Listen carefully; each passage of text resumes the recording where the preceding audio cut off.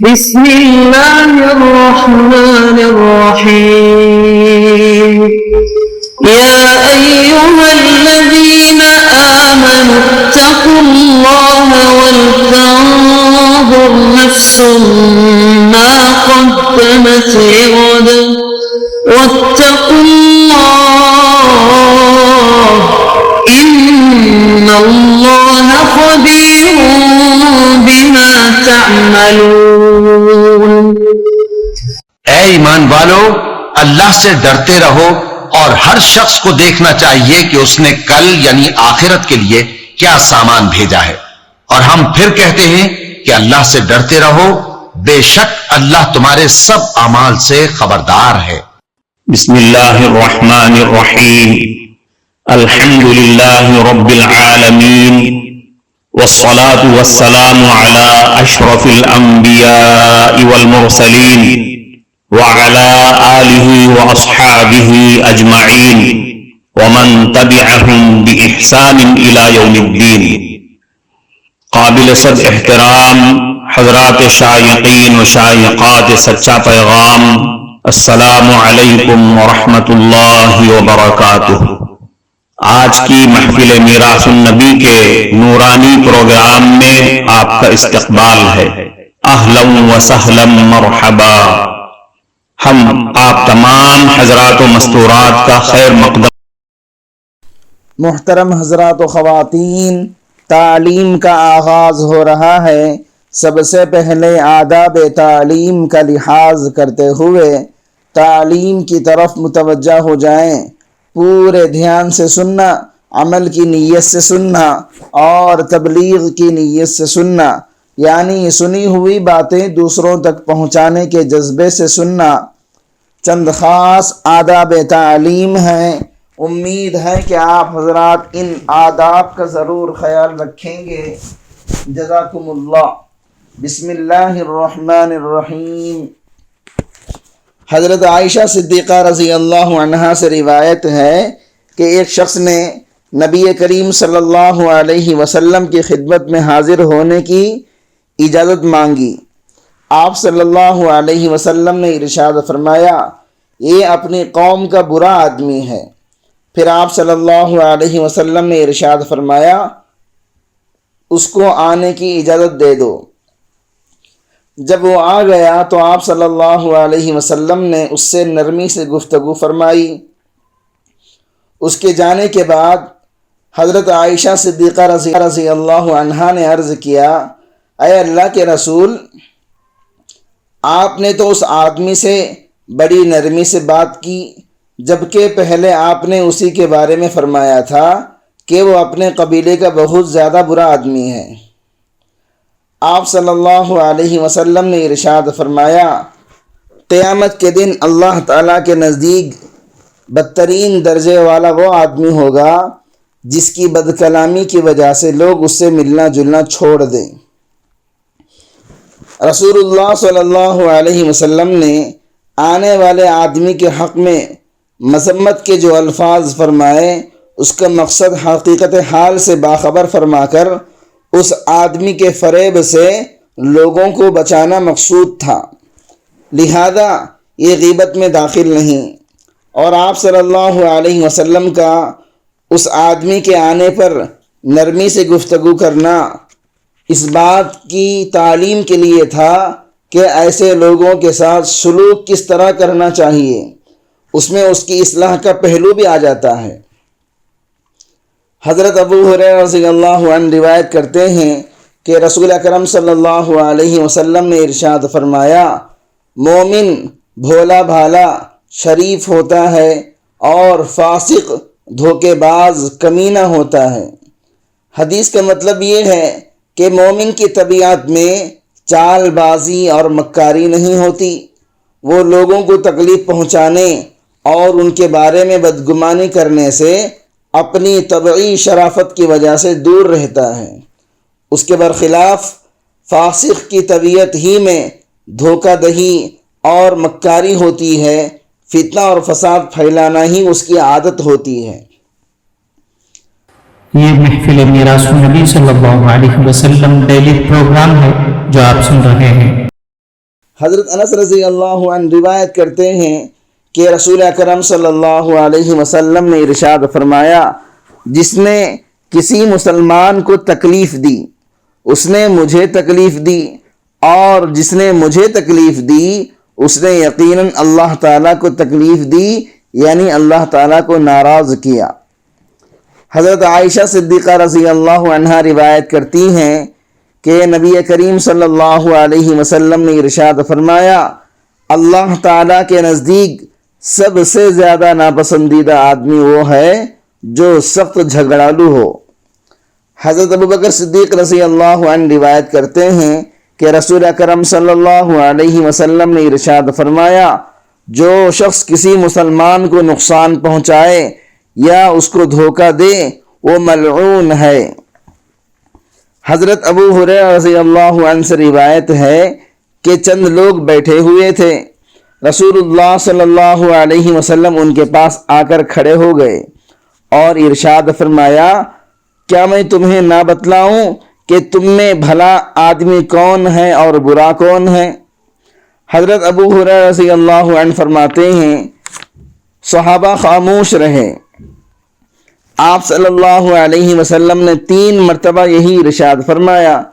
اس پر ایک آدمی نے عرض کیا، اے اللہ کے رسول، ضرور بتلا دیجئے کہ ہم میں بھلا کون ہے اور برا کون ہے۔ آپ صلی اللہ علیہ وسلم نے ارشاد فرمایا، تم میں سب سے بھلا آدمی وہ ہے جس سے بھلائی کی امید کی جائے اور اسے برائی کا خطرہ نہ ہو، اور تم میں سب سے برا آدمی وہ ہے جس سے بھلائی کی امید نہ ہو اور برائی کا ہر وقت خطرہ لگا رہتا ہو۔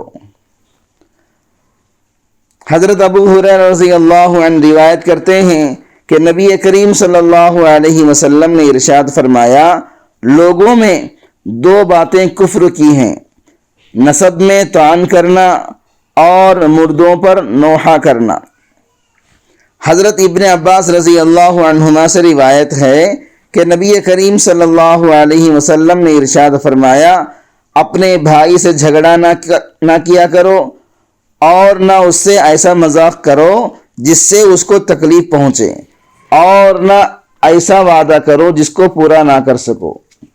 حضرت ابو ہریرہ رضی اللہ عنہ سے روایت ہے کہ رسول اکرم صلی اللہ علیہ وسلم نے ارشاد فرمایا، منافق کی 3 نشانیاں ہیں، جب بات کرے تو جھوٹ بولے، وعدہ کرے تو اس کو پورا نہ کرے، اور جب اس کے پاس امانت رکھی جائے تو خیانت کرے۔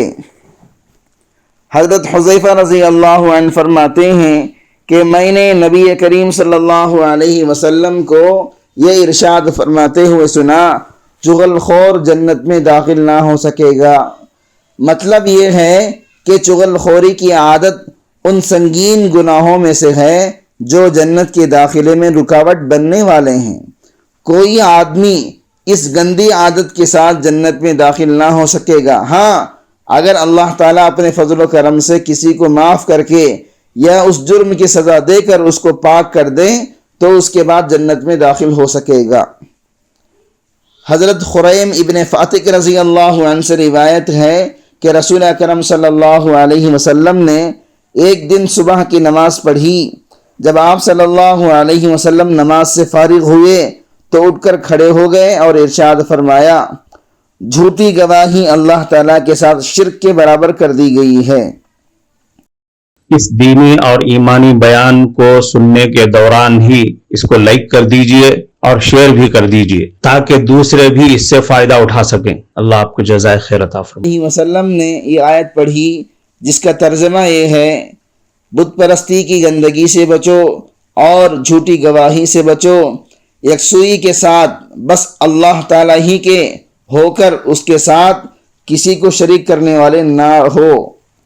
مطلب یہ ہے کہ جھوٹی گواہی شرک اور بت پرستی کی طرح گندا گناہ ہے، اور ایمان والوں کو اس سے ایسے ہی پرہیز کرنا چاہیے جیسا کہ شرک اور بت پرستی سے پرہیز کیا جاتا ہے۔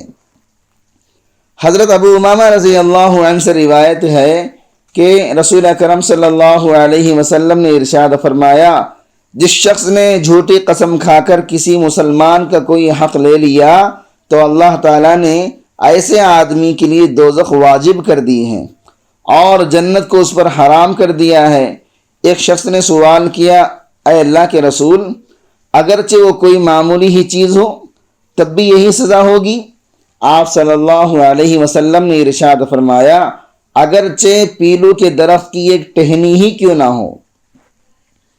حضرت عبداللہ ابن عمر رضی اللہ عنہما روایت کرتے ہیں کہ نبی کریم صلی اللہ علیہ وسلم نے ارشاد فرمایا، جس شخص نے تھوڑی سی زمین بھی ناحق لے لی، قیامت کے دن وہ اس کی وجہ سے 7 زمینوں تک دھسا دیا جائے گا۔ حضرت عمران ابن حسین رضی اللہ عنہما سے روایت ہے کہ نبی کریم صلی اللہ علیہ وسلم نے ارشاد فرمایا، جس شخص نے لوٹ مار کی وہ ہم میں سے نہیں ہے۔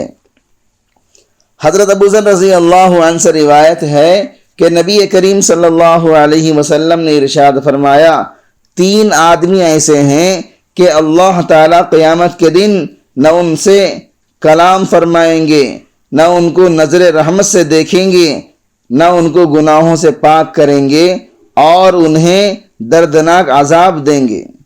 یہ آیت رسول اکرم صلی اللہ علیہ وسلم نے 3 مرتبہ پڑھی۔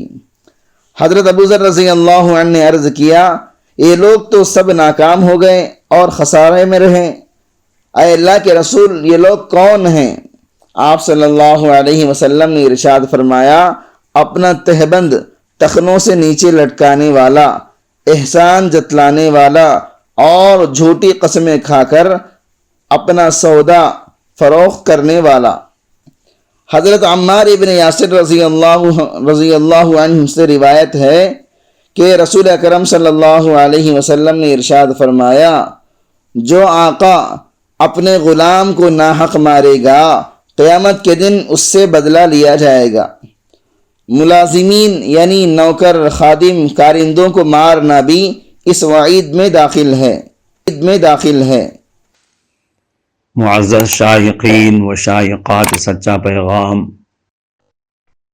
آپ کو اندازہ لگ گیا ہوگا کہ یہ مضمون کتنا اہم ہے اور کس قدر فائدہ مند ہے۔ کم سے کم درجے میں سوشل میڈیا کے ذریعے سے بھی ہم اس کو زیادہ سے زیادہ شیئر کریں گے تو دعوت کے فریضے کی کوششوں میں ہم بھی اپنا کچھ حصہ ڈالنے والے بن سکتے ہیں۔ لہذا زیادہ سے زیادہ اس کو عام کریں تاکہ پوری دنیا کے ہندوؤں کی غلط فہمی دور ہو جائے اور انہیں یہ زمینی حقیقت معلوم ہو جائے اور وہ اپنے اصل مذہبی لیڈر پیغمبر آخر الزماں حضرت محمد الرسول اللہ صلی اللہ علیہ وسلم کو ماننے پر مجبور ہو جائیں اور کلمہ پڑھ کر آپ کے ساتھ ساتھ وہ بھی جنت میں جانے والے بن جائیں۔